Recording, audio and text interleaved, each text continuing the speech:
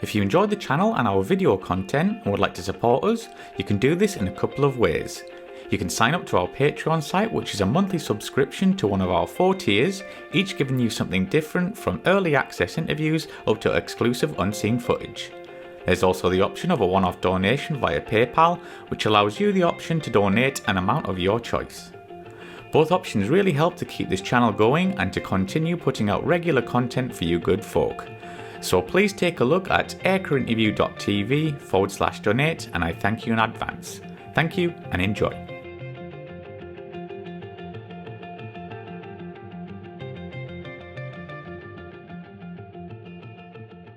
Well, could you share a couple of stories from your time flying the Lightning that might be of interest to our viewers? Because I know you fired also the last 2 missiles from the Lightning. Is that true? Actually, I did. Yeah, that's probably the most vivid story. I mean, there's probably a lot if I really dig down in the memory. I mean, I was really lucky on the Lightning in that I did 2 armament practice camps out in Cyprus.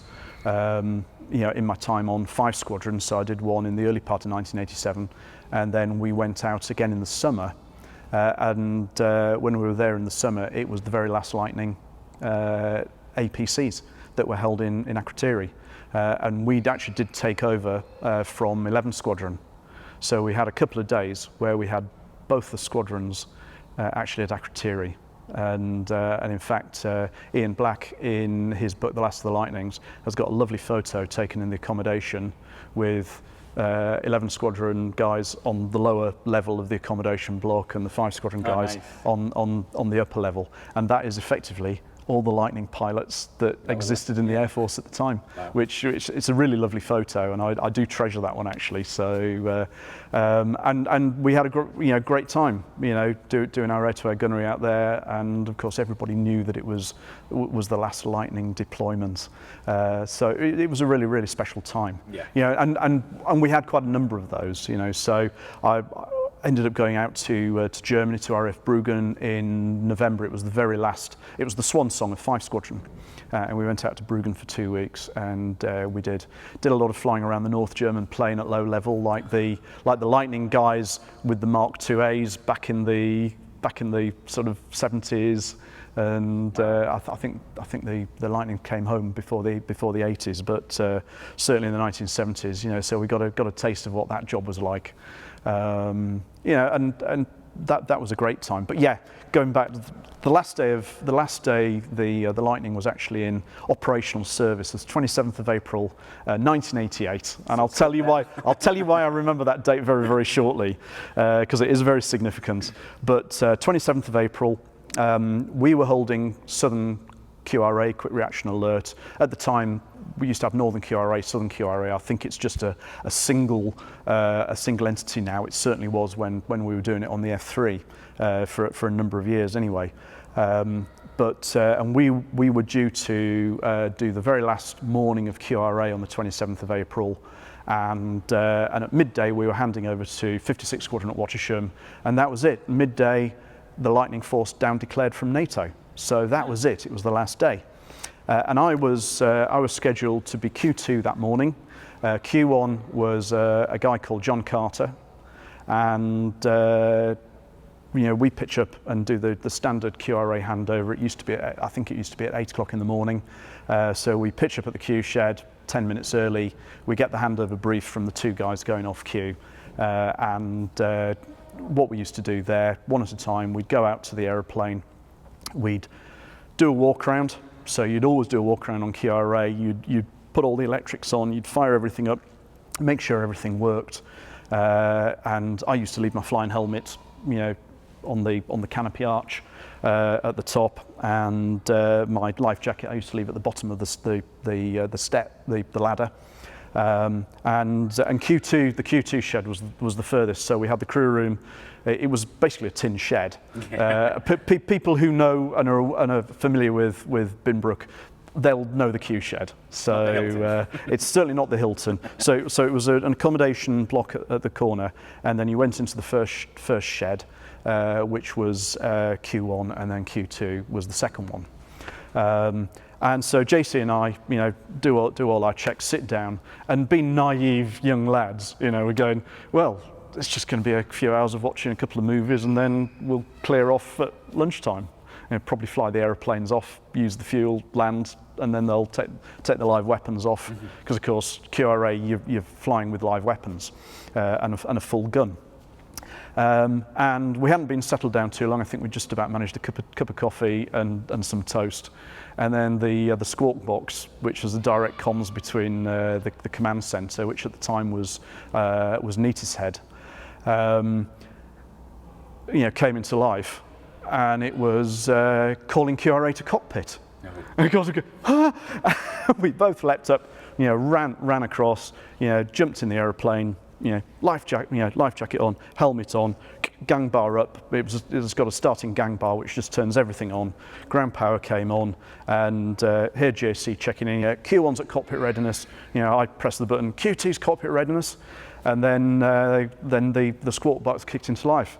Okay, for Southern QRA, for Q1, whatever his call sign was. For a live missile firing in Aberporth range, which was where we used to go to do it, in Cardigan Bay. Vector this, climb this, contact Neatishead on this frequency. If Q1 goes US, Q2 is to launch.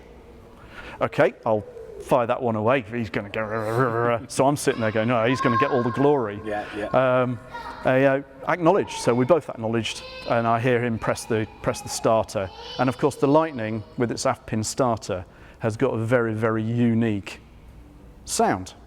So I can hear the whee, whoosh, and the first engine start. And of course, in the sort of the steel building that we were in, it reverberates around. So okay, that engine's running. Then I hear whee, nothing. Going, okay. And every Lightning pilot listening to this will go, oh, that's an A failure or a B failure. It's basically a failure of the starter. Right. And usually at that stage, the ground crew get up on the spine of the aeroplane, and the aft pin tank is in the spine just behind the cockpit.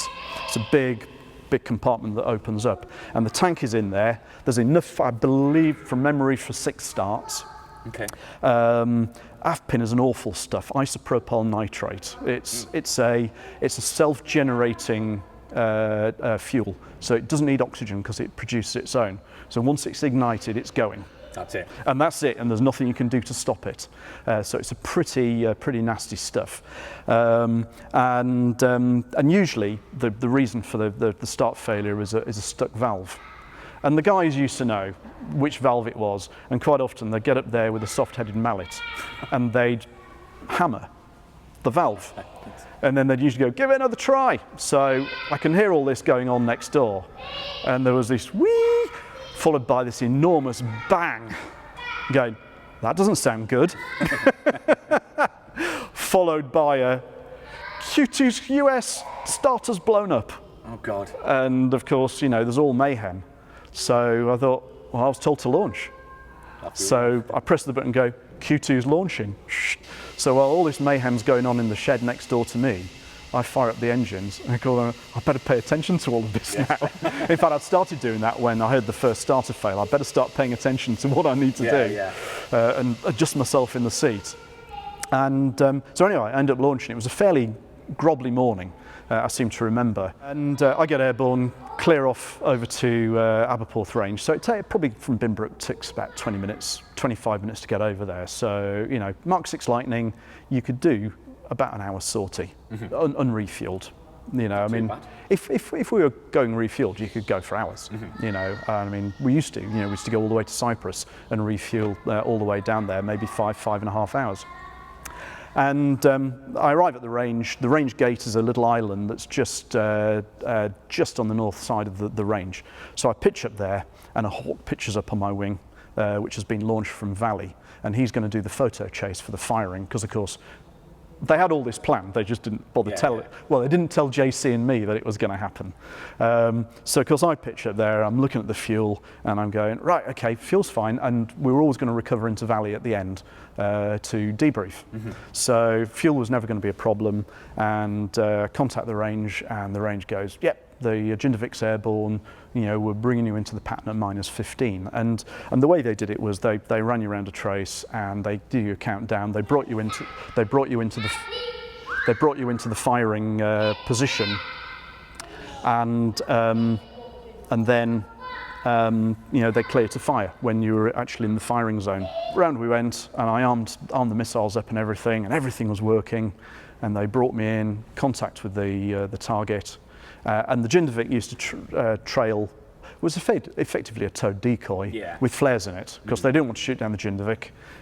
You just shot the flare target, which for most of those missiles back in those days used to work really, really well. So I came round, and this is a live war round that I'm carrying. Non-limited rounds where they replace the warhead with a telemetry pack, so you can see what the missile's doing. And the old heart's going, and my I was probably breathing quite deeply. Can't mess this up. And it's sort of 5, 4, 3, 2, 1. I remember the thing: punch, clear to fire. Clear to fire, firing now. I had an acquisition for about 20 seconds. I pulled the trigger and this missile went off. And I broke out of the way, and the Hawk sort of followed me and carried on filming. And I dipped the left wing and I watched the missile going straight for the flare. Bang! And the flare pack went off, and it was sort of, woohoo, it worked, it's great. And there's a couple of moments of silence, as he, vector this. So I went onto the vector, and he said, came back to me and said, do you have enough fuel for a second firing? Oh, and of course I'm looking at the fuel now going, yeah, not if you bring me in at 15 minutes. Said, I'm getting quite tight on fuel now. How tight can you make the pattern? He said, I can bring you in at -5. Well, of course I can. Of course I can. I'm not going to turn that down. And so, and they brought me in at -5, straight in, exactly the same thing. Firing now, whoosh, bang. Wow. 2 missiles, which, when you look at the history of the firing of the Red Top, which didn't have a great reputation for reliability, and you've only got to look through, old Lightning books, and you'll see photos of Red Tops coming apart. In fact, there's one really famous one in somebody's book where you can actually work out, or I was able at one stage to be able to work out all the various component bits of the Red Top, because it came apart in, and it was beautifully sharp on the gun camera shots. And then it was back to Valley. So recovered back to Valley with the Hawk. And of course, I had to do a bit of a punchy run and break, didn't I? But, none of this faffing about at 1,000 feet, So in, broke, landed. I've got a reception committee going, that was quick. Wow. For the station execs to have actually responded to my low arrival. Very impressive. So I taxi in and shut down and get out, and I'm greeted by the station commander and OC Ops and the station photographer. And there's that lovely photo which you put on which you put up on the website on Facebook of me standing by the Lightning. It's a great photo. That was the shot after I'd just stepped from the aeroplane, having done that firing. Wow, that's amazing. Continuing the story from there, of course, we went in, they took my gun camera film and went and developed it, so we were able to have a look at that about half an hour later or whatever. And I got on the phone to Binbrook to discover that all hell's let loose at Binbrook. Of course, once they'd sorted out JC's aeroplane, they towed it out to the Q hangar, Q shed, and put Q3 in there. And then a couple of unidentified contacts appeared northwest of the Hebrides, and they launched JC in Q3 with a tanker, which was a Victor out of Marham. And he went and picked up, I believe, a couple of Soviet Bear Deltas off the Hebrides.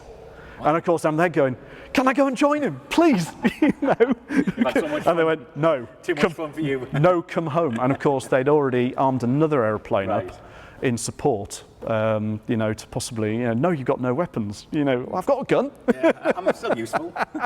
I'm closer, you know, but they wouldn't let me, so I had to fly back empty. And of course, it got to midday. JC was still out there chasing two bear deltas at the time, which was pretty damned awesome. So you both got something on that. So we both got something. Yeah. And actually, you know, if I hadn't got the missiles, I'd have got the bears. Exactly. So the last day did end up being incredibly, incredibly interesting. Absolutely. And of course, midday we did officially down declare from NATO, even though JC was still out there chasing bears at the time. And we had a great celebration, and we had a better celebration the following day because it was my 23rd birthday, which is why I can always remember the 27th of April. Brilliant stuff. So Grinner, how many hours did you get on the Lightning, and did you enjoy your time on the jet? Well, to answer the last one first, yeah, absolutely. I had a great time, met some fantastic people, and friends for life, which is, of course, absolutely the best thing ever. And the great thing about that and the friendships that you make in jobs like that I don't think people who haven't served in I suppose you could call it almost an elite military unit, you know, is that comradeship does last forever, and you can go for years. In some cases, you know, there are colleagues that I haven't seen since Binbrook days who I now bump into, and you just get together and nothing's changed. We've just all got grayer and probably a little bit more filled out, and less hair in my case. Hours-wise, I finished off on the Lightning with 372 hours. So just short of 400 hours. Not bad. So I did really well. Yeah, I mean, you know, even for those days and for pretty short flights, you know, it does average when you look at the dates, because I left just short of two years. So had I done another month of full squadron flying, I would probably have cracked 400 hours. So that's 200 hours a year, which is pretty good. And that was essentially, you know, was the average on frontline squadrons at those times anyway. Probably more takeoffs than landings than a lot of people did, though.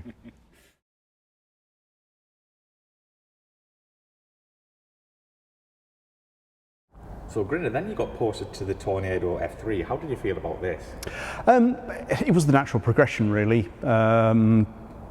As the Lightning folded, you know, the Lightning squadrons 5 and 11 both became Tornado F3 squadrons, and those, you know, there were a few people who sort of fought back with it. Quite a number of the guys were leaving the Air Force, having been on short service commissions, and they went off to the airlines. And there were a number of people who really didn't want to go to a two-seat aeroplane. So there were quite a number of people who went off to places like Chivenham and Brawdy to be instructors on the Hawk attack weapons units at the time. But the remainder of us, we were all toted to go to the F3. There was never any talk about anybody going to the F4, because of course the F4 was in its latter days as well. And another time, the Tornado F3 force was you know, being generated. Squadrons were being generated as time went on, and certainly myself and my cohorts that left Binbrook at the same time, we all ended up being on the same course. And allocated to essentially form what was to become 23 Squadron at RAF Leeming. So we were all quite happy that we were going up to what was essentially a new base, because of course Leeming had been a training base for many, many years up in North Yorkshire. It was, for me, returning almost to my homeland, because I grew up in North Yorkshire, though not that part of. I grew up on the coast. And you know, we were going to be the second squadron to form at Leeming. 11 Squadron had been the first one, so we were going to be the second one. We were moving into the first of the hardened aircraft sites, which, believe me, was a building site when we arrived in November 1988.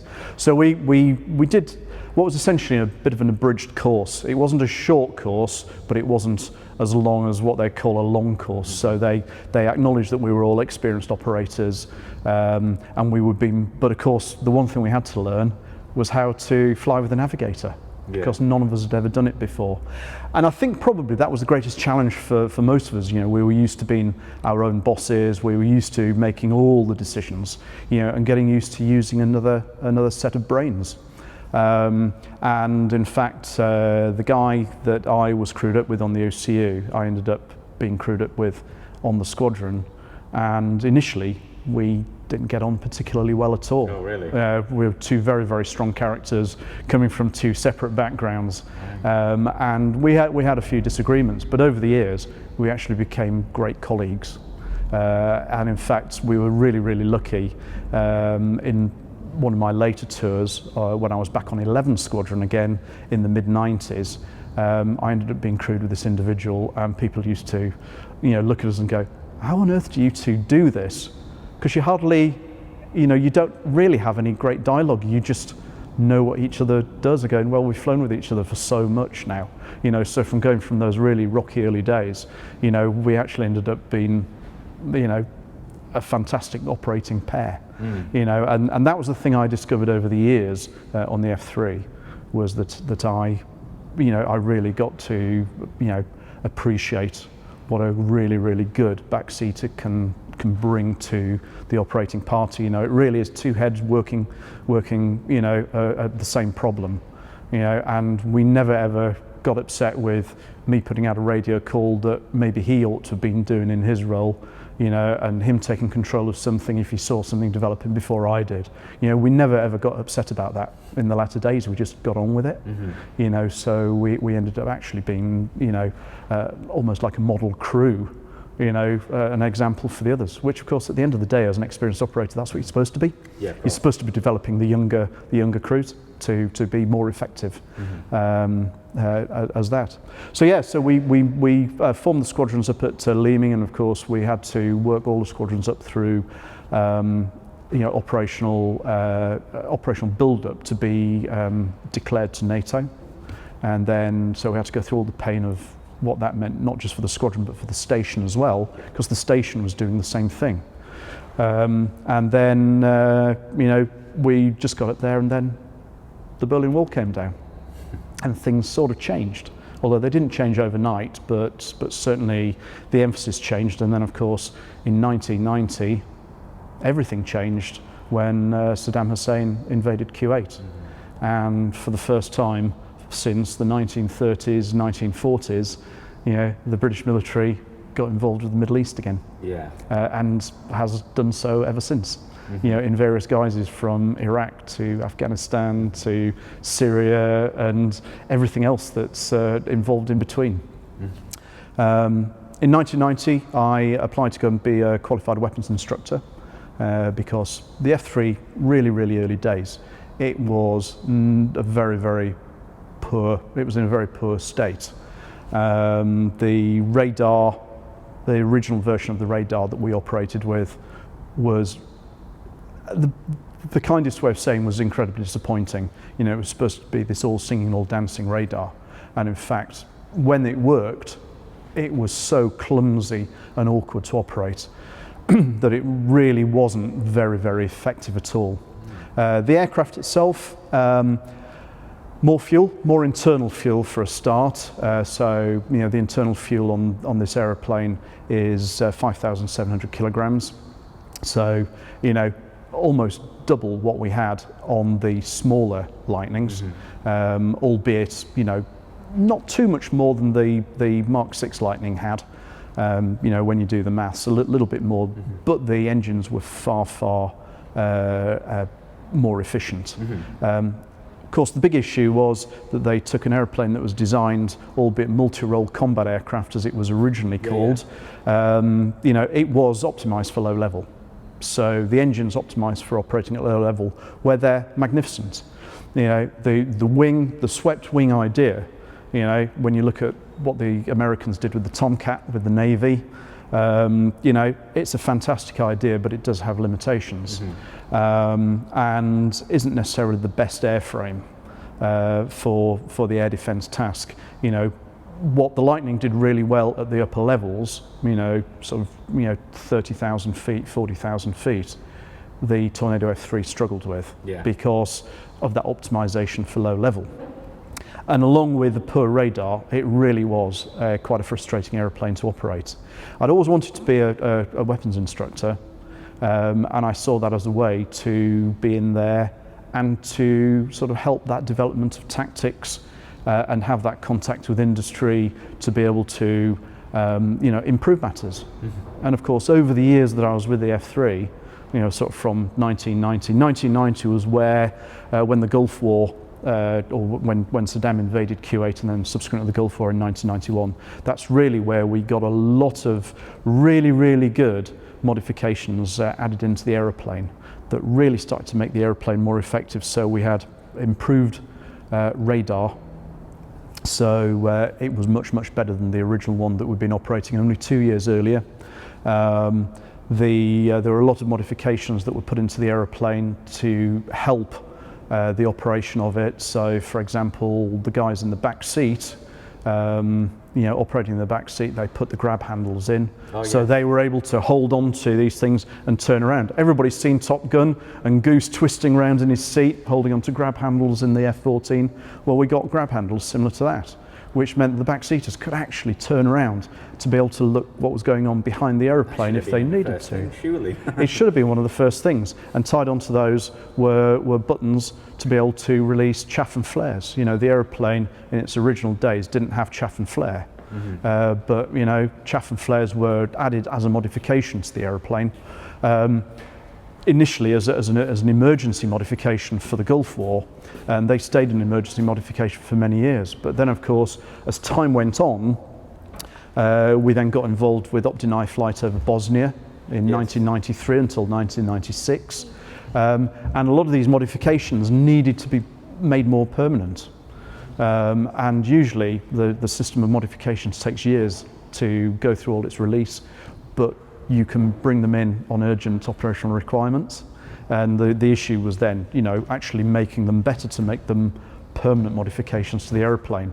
And what you see on ZE204 here are sort of the final iteration of the flare dispensers, of which this aeroplane actually has them, which are able to carry a decent amount of flares, as a proper modification attached to the engine doors. Whereas the initial ones were basically scabbed on the aeroplane. And it really was, a scabbed on modification, that did have issues because, you don't have the proper wiring, installed in those initial stages. So obviously you stood in front of ZE204, but you've actually flown her a few times, haven't you? I've flown it quite a lot over the years, yeah. Initially, the aeroplanes, the initial delivery of Tornado F3s went to Coningsby, so initially the OCU, and they were the very early numbers, of which ZE204 is obviously one of them. I think the numbers for the F3 started around ZE160, so around about those numbers. So 204 is obviously one of those early batches, and so was a Coningsby aeroplane for many years, not quite sure what units it was on there. And so of course, I didn't fly her on the OCU at any time, so suspecting she was actually on one of the squadrons at the time, and didn't really come across her until 1992. And in 1992, the Leeming Wing got involved in deploying to Goose Bay in Canada for a short period of time. Why Goose Bay? Because the air defence squadrons had never ever been to Goose Bay. It was very much a ground attack place where the ground attack squadrons used to go to practice ultra low level flying in the completely wide open wastes of northeastern Canada. But there was a red flag exercises, a series of red flag exercises in early 1992. That a whole load of Tornado F3s were sent out to support, and squadrons went through red flag. And the Air Force came up with the idea, well, Goose Bay's on the way back, we staged through Goose Bay anyway, so why not see if there's any training value in the air defence squadrons going to Goose Bay. And so the Leeming Wing, I believe all 3 squadrons ended up going out there. So they cycled through on about 2 or 3 week deployments, and on 23 Squadron we were the second of the squadrons to do that, and that was the first time I flew 204. I flew her twice. It was on sort of combined, what we called combined air operations type flights, so we were doing affiliation training. It was actually against the Dutch and the Germans, who also used to use Goose Bay quite a lot for the low-level flying, and they were operating Tornado GR1s, Alpha Jets in the case of the Germans as well. They had Alpha Jets flying out there, and the Dutch were out there with F-16s, and so whilst we were watching our RAF Tornado GR1 colleagues going off as pairs and going off and enjoying themselves flying around ultra low level, we were doing this actually really quite good work. And out in Canada, I actually got my 1,000 hours on type. Nice. Interestingly enough, I flew this aeroplane the day before, and I flew it the sortie after my 1,000 hours, but not specifically my 1,000-hour one. But I do bridge the 1,000 hours. I then didn't see the aeroplane for a number of years. As a result of the Gulf War and the fact that they ended up modifying aeroplanes for operating out in the hot, dry desert, the RAF Lima became sort of the centre of engineering for that, and there was a cadre of aeroplanes that were kept in a fully modified state for the desert. And then they became the aeroplanes that continued to be fully modified for op-deny flight over Bosnia, and so on. So we had fleets within fleets, and so some aeroplanes had this bit of kit, some aeroplanes had that bit of kit, and quite often, if you wanted to train, say, for flying on night vision goggles, then your squadron may not have those modified aeroplanes to do it. You have to have the cockpit modified to make it suitable for night vision goggles. Because the normal lighting, which used to be originally white and red in these, is totally unsuitable for night vision goggles. You need green lighting, because night vision goggles operate in the green spectrum, and therefore, you can't then see the lights. In the cockpit, it doesn't provide reflections. So aeroplanes would be swapped around quite a lot, and this was one of the aeroplanes that I know was night vision goggle modified, because it ended up at Leeming. After my ground tour, I came back to Leeming onto 11 Squadron for my second stint on 11 Squadron, and it was at that stage that we started to properly develop night vision goggle tactics.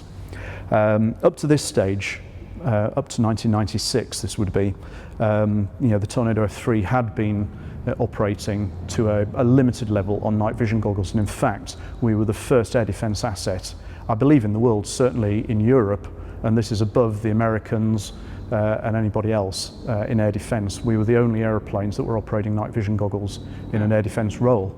And in fact, in the first Gulf War, we were the only air-to-air asset that had night vision goggles. So we're the only people that were able to go and intercept low-level targets that were lights off over the Iraqi desert to make sure that they were friendly or hostiles. The Americans did not have the capability to do it at the time. Which seems very strange. Which seems very strange, but actually it was quite a nice place to be. I mean, obviously, subsequently, they do have that capability, as you'd expect. But there were a lot of different things going on in the F3 at the time. And RAF Leeming, 11 Squadron in particular, which was the one that I was on, where we focused very much on night vision goggle training. So we went from doing the basic stuff, which every squadron did, which was medium level intercepts, to doing low level stuff. And there was a period of time in 96, 97 and going through into 98 where we had crews trained to actually fly around at low level on night vision goggles and to be able to do intercepts at low level. And it was a great capability, and we developed all sorts of tactics and techniques for using the night vision goggles. And actually, this was one of the aeroplanes that I did an awful lot of the flying that night vision goggles stuff in. And when I look back through my logbook, there's a whole host of NVG training sorties at low level that I did in 204. So that was a period of time when the aeroplane was very definitely on 11 Squadron.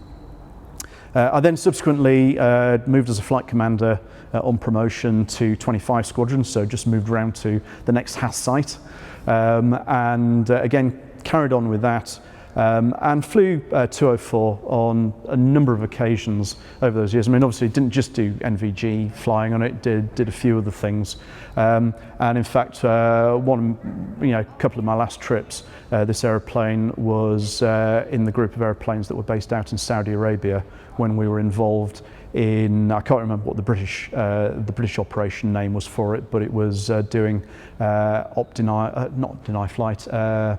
Southern Watch, so the no-fly zone over southern Iraq. So this was the period before the Second Gulf War. So we started doing that in 1999 until 2003, and then of course the Second Gulf War happened, and then that ceased to be a thing at that stage. But 204 was certainly out in the desert at that time, and I flew two or three flights, one of which was only 10 minutes because it had some engineering work and needed a thing called an inverted flight check, because somebody had dropped something in the cockpit.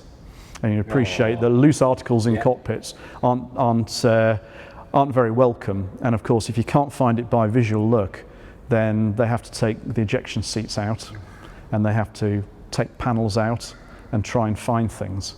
So you're not going to be a popular person. So you're not going to be a popular person if you drop a pen or anything like that in the cockpit. That's why you see pilots generally have got, fast jet pilots have pens tied to them with bits of string for that very reason. I was tasked with one day to go and do an inverted flight check, we got airborne, and what all an inverted flight check was you go up to a safe height, you turn the aeroplane upside down, close your eyes because the cockpit would be full of dust, and you give it a good shake around to see if you could dislodge anything if they hadn't found the article, and then you come back and land. And so a 10-minute flight out in the desert was exactly that in this aeroplane. And we didn't find anything apart from a lot of dust and sand and everything else. So as I say, you usually did it twice, once with your eyes closed, and then you look very carefully to see if there's anything in the canopy, and then you turn it the right way around, take a pause, and then turn it around, now this time looking, because you've already dislodged all the dirt. Absolutely, yeah. But yeah, and that was one of the last times I flew 204, because the following year I left the Air Force. So Grinner, overall, did you enjoy your time on the Tornado?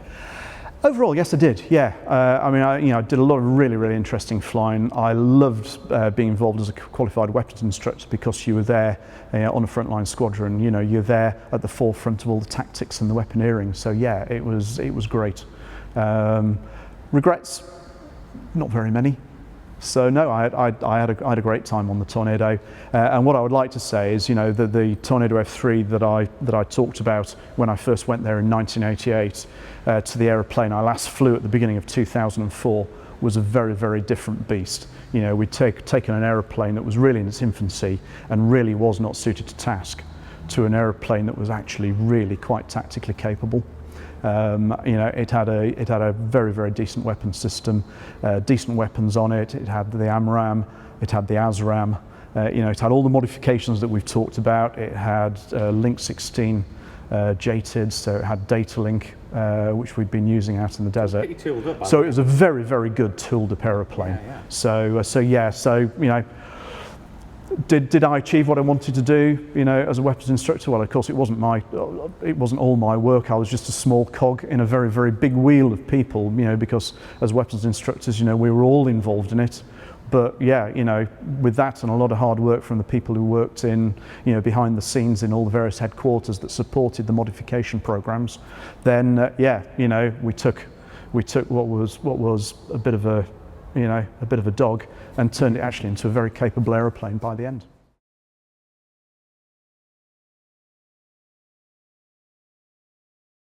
Grinner, did you have any hobbies? Yeah, I do. Fortunately, it's all flying related. I mentioned at the very beginning that I did my gliding with the Air Cadets, but then I never looked at gliding until many years later, when I'd already been in the Air Force for a good number of years. And then a mate of mine who I'd known for a while talked me into going gliding, and I got the bug. And I started flying with my local service club, and I got involved in flying competitions, which was absolutely great fun, and I did all right. I became an instructor in gliders back in the 1990s, and as time has gone on, the bug has stayed with me. Absolutely love it, and it keeps me sane with some proper flying when my day-to-day job is sitting in an airliner, mostly monitoring what the autopilot is doing. Though I would like to point out we still have to do the difficult bit of landing the aeroplane, particularly when the weather's poor. And I've continued instructing, and I'm an examiner, and I also do quite a bit of work with the British Gliding Association, as well as their head of training for the British Gliding Association as well. Added on to that, I love cycling. I mentioned the knee injury that I got when I went through Cranwell, when I went through initial officer training at Cranwell. That's dogged me all my life, so I'm not a runner, I'm not built to be a runner, but I do quite a lot of cycling as well. And of course, I have a family. I have a family, wonderful wife, and a couple of awesome daughters as well, the youngest of which is actually learning to glide. So keep him busy then, that's great. Keeps me busy, yeah. Favourite aircraft you've flown? The favourite aeroplane that I've flown? Ooh, it's a difficult one actually. I suppose I would have to say it would be the Lightning, because not as refined as this, certainly not as war capable as this, but like going back to a vintage Ferrari, just great fun, absolutely great fun. Like I said, I learnt so much from that first 2 years, that it stayed with me throughout my whole flying career. So yeah, definitely the Lightning. One you would like to fly, either past or present? Spitfire. Really? Yeah, without any shadow of doubt. Right. Yeah, I'd love to fly a Spitfire. I think it's the most beautiful aeroplane in the sky. If I couldn't fly that, or as an addition to that, if I've got to go to a jet, the Hunter. Hunter. Again, an aeroplane I've never had the opportunity to do, but everybody that I've spoken to has said the Hunter is just the most wonderful jet to fly. Well, Grinner, thank you very much for coming on the show. My pleasure.